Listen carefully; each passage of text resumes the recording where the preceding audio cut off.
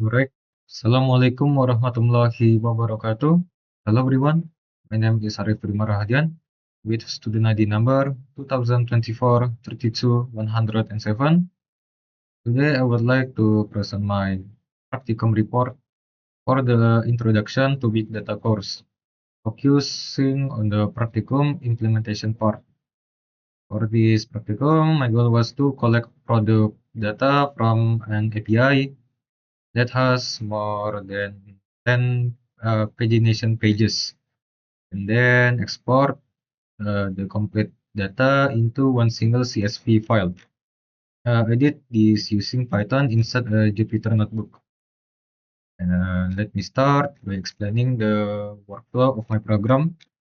First, I import four main libraries. I use a request to send HTTP requests to the API. I use Pandas with the alias PD to organize the data into a table format later.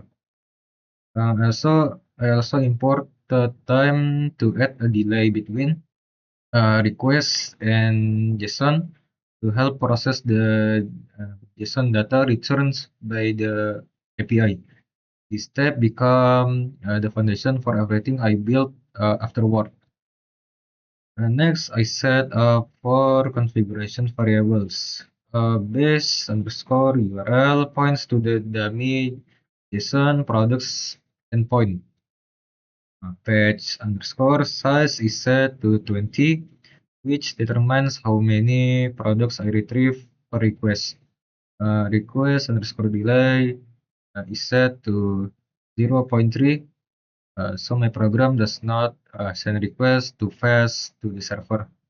And then timeout underscore seconds is set to 10, so the program will not wait forever if the server does not respond. By defining these variables early, I made the rest of my program easier to control. And then after that, I create a function called fetch page. This function takes skip and limit as parameters. Sends a GET request to the API using those parameters and returns the response in JSON format. Set the function. I also added responses dot raise underscore for underscore status. So if something goes wrong with the request, the program will stop immediately instead of continuing with invalid data. This function become the core building block that I reuse for every single page during the pagination process.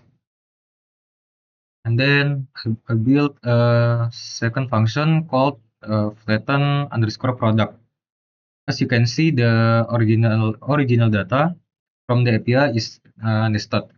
It has objects like dimensions and meta, and arrays like reviews and text. This function converts one nested product object into a single flat row, ready to be placed into a table. For example, I combine the text uh, array into one text string. I extract width, height, and depth from the dimension object. And I calculated review count and average rating from the reviews array. This step was necessary before I could turn the data into a proper CSV file. Right, now this is the most important part of my program, the pagination loop. I use a while true loop that keeps calling fetch underscore page again and again. On the first request, my program automatically detects the total number of products from the server, which turns out to be 100, 194 products. Then for every fetch, my program flattens each product and stores it and prints the progress showing the patch number, the skip value, and how many products have been collected so far. The key challenge here was how do I stop the loop automatically without knowing the total number of pages in advance. I solved this by comparing skip plus limit against the total value from the server. Once the condition is true, the loop stops by itself.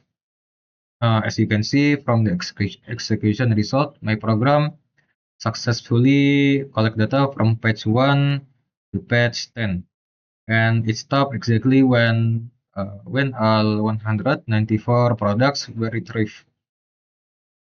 After collecting all the data, I converted it in, into pandas data frame using PD data frame. The result shows 100 and 194 rows and 26 columns, which match exactly with the total data I collect earlier. I also perform a quick validation by checking for missing values in every column. Interestingly, I found the brand column has 92 missing values, which confirms that some products from the API simply do not include brand information. This step helped me verify the data quality before saving it. Alright, finally, I saved the data frame into one single CSV file using df underscore products dot to underscore CSV with index set to false and including set to UTF and to make sure all characters are saved correctly. Program confirmed that the data was successfully saved into the file, containing all 194 rows and 26 columns. Alright, I think that's all.